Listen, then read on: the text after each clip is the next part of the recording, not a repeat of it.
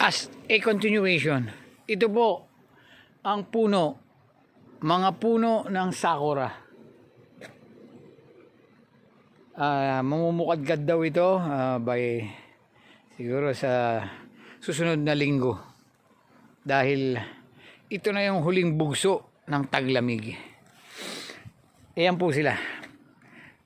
Kapag binaybay ito, alam nyo naman ng Japan is a cherry blossom fanatics. Besides this pine tree. Ito po ang pine tree na isa sa mga produktong ipinagmamalaki dito. Ngayon, cherry blossom, balik tayo. Ito po yung puno na yan.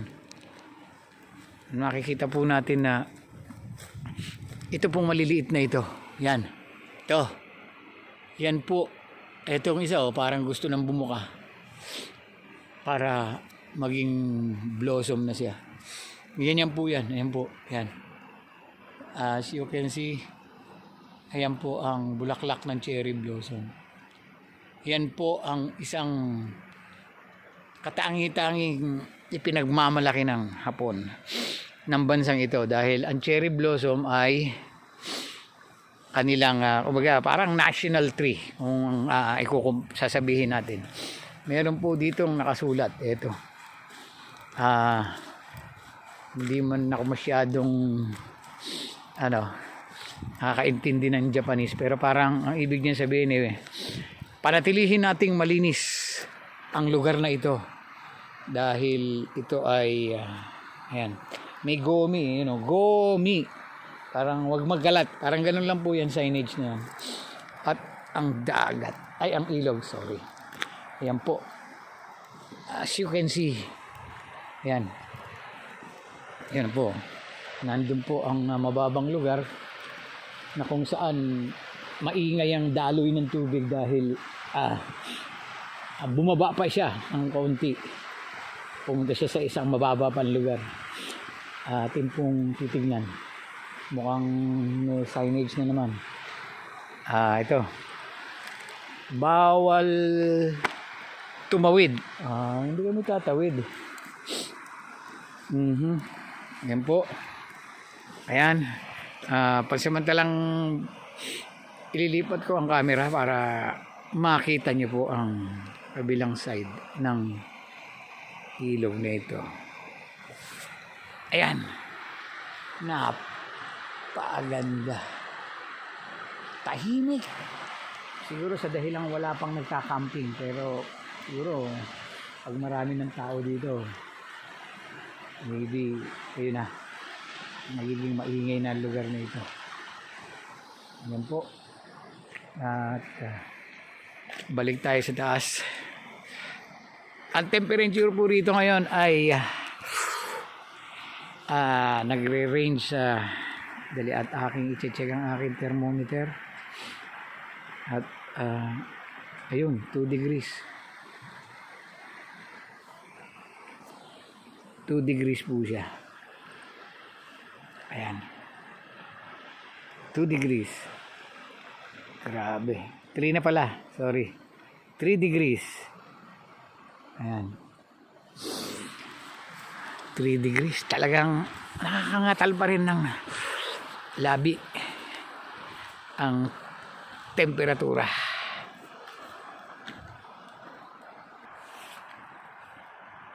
Kapag po summer, itong lugar na ito, na kung tawagin nila ay gate ball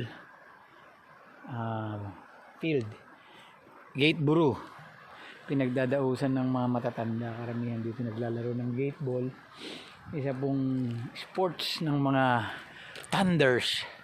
Kumbaga, ito po ay puno ng mga senior citizen kapag summertime. Sa panahon ngayon wala naglalaro kasi po napakalamig. Ito po ay napakalaking park, Koen. Ay, napansin nyo naman sa dulo. And on the other side, in front of this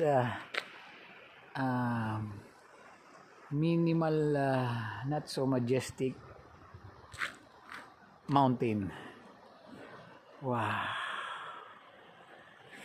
Yan po. Dito po natin mapapatunayan na ang kalikasan ay talagang naririyaman lamang siya. Ang tao ay lumilipas, ang kalikasan ay naririyan lamang. I am here way back 19 or 20 years ago. I was young then. Kaya kita nyo naman sa mukha ko na medyo tumanda na tayo ng 20 years ago. So that was when I was 49 or 48 years old. No, I'm 50. Yes, that's right, 40. Ito rin po siya, ito pa rin po siya. Ito pa rin. Ganyan pa rin. Ito po, meron ditong kaunting pamumukadkad ng sakura. Yung mga maagang namumukadkad. Ayan po. Ang pamosong bulaklak ng sakura. From this,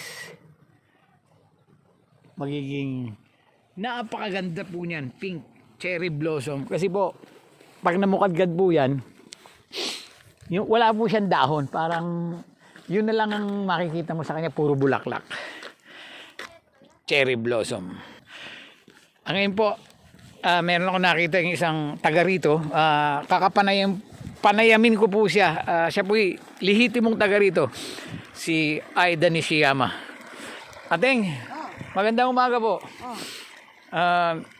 Itong lugar na ito ay hanggang saan po ba ito sa nakikita ko? Gaano po ba kalaki ang lugar na ito ng Ukyoku? Tama po ba? Oh, malaki na tong lugar. Sinakop na kami ng Kyoto City. City na rin kami. So, itong nakikita nyong farmland at tabi ng paanan ng bundok. Pero yung pong bundok na yan ay napakalayo po niyan. Akala nyo lang malapit. At napakataas. Nagpaparagliding po ang mga tao riyan pag summer. Ito po siguro pag first week ng April, ayan po, nagpaparagliding yan. Punong-puno po yan ng makikita nyo paraglider ng mga tao. Sila po yung enthusiast. Ayan. Ngayon po, talagang dito, ganito po, katahimik ang lugar na ito. Ayan po. Kalayaan na pag-iisip dito. Peace of mind. Ano po yan, Ateng? Sorry? Pag gusto mo ng peace of mind, yung kalayaan ng utak mo, punta ka lang dito. Tama. Yun po ang ginagawa ng mga taga-city. Gamot din yun sa katawan. Kaya nga po ang bansang Japan, ang nature nila talagang hindi nila pinababayaan. Kasi yun po ang isa sa nagpapahaba ng buhay nila. Ng mga Hapon. Ang nature. Kaya summer, napupuno po ito ng mga karamihang taga-syudad. At nagpapalipas sila rito ng mga ilang araw, ilang panahon para yung kumbaga sa atin pupunta kang Baguio, Tagaytay, parang ganun po itong lugar na ito. Pero hindi naman maikukumpara dahil unang-una ang klima, talaga namang napakalamig at napaka-insentibo. Papahapyawan ko lang po ito, Yamaguni Temple ang tawag nila rito. Alam niyo naman ng Japanese, mahilig sa temple. Ayan po. Maraming shrine, maraming temples. Ganito, ito yung typical na temple. Ayan po. Original. Opo. Pumunta ako rito, ito na siya. Ngayon, ganun pa rin siya. At parang wala namang nagbago sa kanya. Talagang ang pangangalaga gano'n na gano'n. Ayan po ang typical na templo. Ganito po. Meron siyang mga bahay sa gilid talaga, yung mga monghe, yung mga nangangalaga ng temple, parang kumbaga pari po ba kung ating sasabihin sa ating lengguwahe. Mga pari diyan nakatira. At pagdating siguro ng ewan ko kung anong oras, magpe-pray sila ron. Ito po, meron pong isang turista rito na kakapanay na Kakapanayin ko pong muli. Mukhang Pilipinas siya. Actually, kapatid ko yan. Hi. Ayan. Kasama ko po siya. Siya po ay taga Osaka. Yes. At Osaka City. We're going back again later. Sasakay ka ng tren. 1 oras at kalahati. Nasa Osaka ka. So, yun po.